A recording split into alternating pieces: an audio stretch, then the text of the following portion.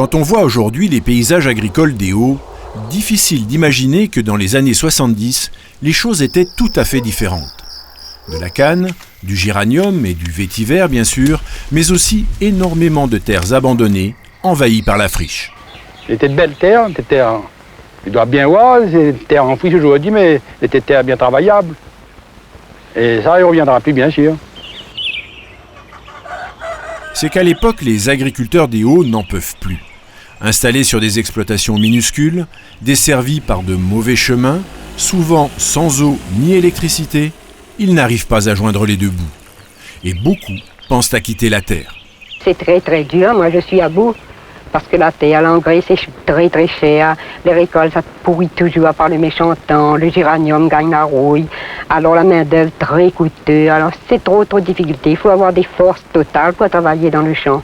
Mais comme moi, je suis si faible, je ne puis pas continuer. Sur le littoral, la situation est bien différente. Les chantiers se multiplient et on embauche.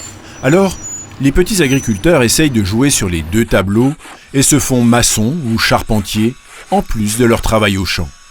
Mais ce n'est pas simple. Je travaille à Saint-Pierre, à Terre-Sainte et les nouvelles chantiers d'hôpital. Vous y allez tous les jours? Oui, tous les jours, oui. Comment? Je vais en vélomoteur. Monsieur Lesquelin, vous avez travaillé à Saint-Pierre, aujourd'hui vous êtes revenu. Pourquoi?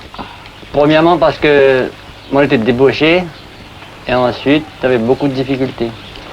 Il fallait prévoir de l'argent de transport du matin pour partir, le soir pour revenir. Et ensuite le travail ne me plaisait pas tellement.